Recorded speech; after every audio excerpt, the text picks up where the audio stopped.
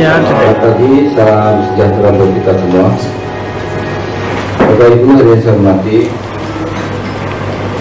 dalam kesempatan ini izinkan saya menyampaikan perkembangan terakhir di Kabupaten Sumbawa terkait dengan perkembangan kasus COVID-19, bahwa sampai dengan saat ini di Kabupaten Sumbawa kami telah mencatat 65 orang dalam pemantauan dan pasien dalam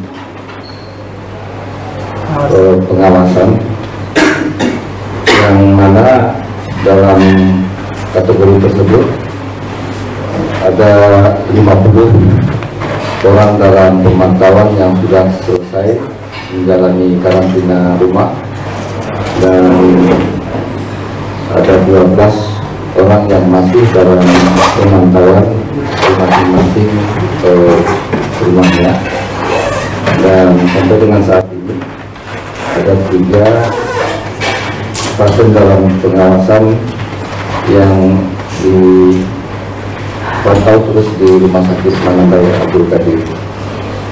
Dari sejak tanggal 25, dari sejak tanggal 25, tanggal 24, kebetulan tanggal 25 ada libur, dari tanggal 24 ada penambahan sebanyak 8 kasus, karena laporan kami terakhir di tanggal 24 itu ada 57 jumlah total semua PDP maupun PDP. Ada pun penambahan kasus di tanggal 25 dan sampai dengan hari ini, karena kita rilis data itu sampai dengan jam 12, walaupun nanti sore atau nanti malam ada informasi lagi yang kita terima, itu akan diupdate di tanggal besok. Ada 6 tambahan kasus dari tanggal 24 yang kita lakukan ke tanggal 25, ada 8 tambahan kasus, yang mana 6-nya terjadi di tanggal hari kemarin, di tanggal 25, dan 2 kita dapatkan pada hari ini. Adapun 6 yang kita dapatkan dari tanggal 25 itu kita peroleh dari pengembangan kasus 01 NTB, saya sebutkan demikian, yang telah dinyatakan positif, yang mempunyai kontak erat dengan pasien yang sudah terkonfirmasi positif. Dan saya sebutkan wilayahnya di Kecamatan Dunyuk ada 5 yang kita dapatkan terakhir, dan 1 di Kecamatan Alas.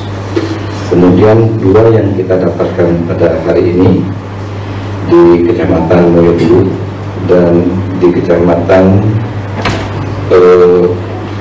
kedua-duanya di Kecamatan Moyobulu, di Sumbawa.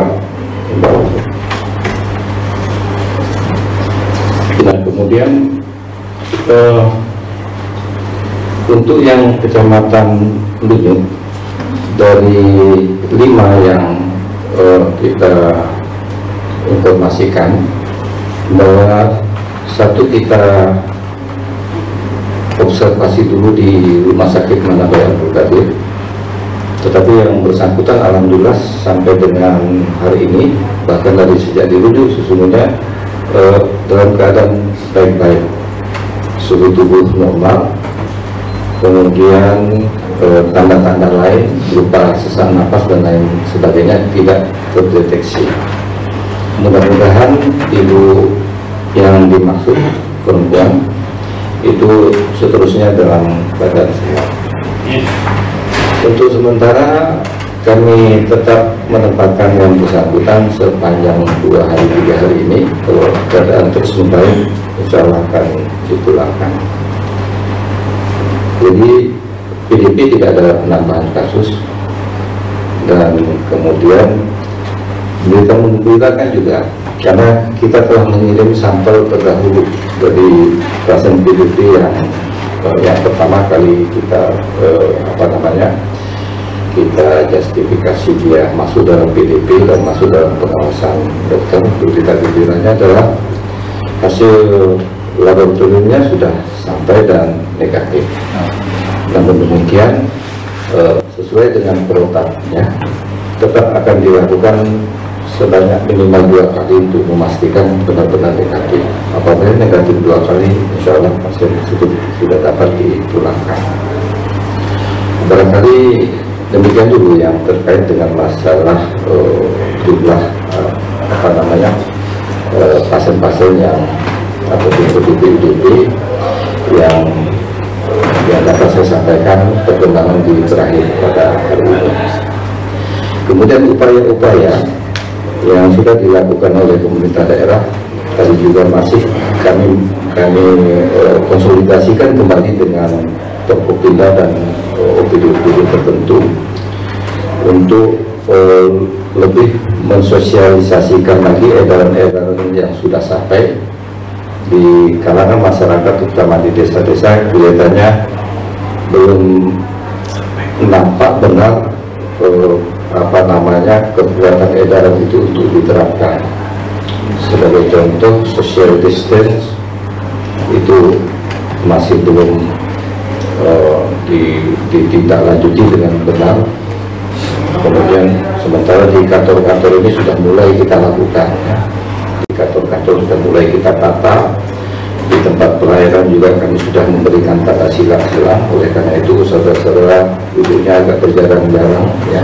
Itu sebagai bentuk implementasi dari social distance. Nah, kemudian kegiatan-kegiatan yang berupa rencana-rencana pertemuan, hajatan dan sebagainya berhasil juga kita minta untuk diberi pemahaman agar ditunda, dibatalkan atau diberikan tata laksana dengan lebih baik lagi. Kemudian tata laksana untuk desinfektan tempat-tempat umum sudah mulai berjalan, sebenarnya beberapa minggu yang lalu sudah ditindaklanjuti. Oleh karenanya rencana untuk desinfektan ini mestinya juga serentak dilakukan sampai dengan 3 kecamatan dan desa.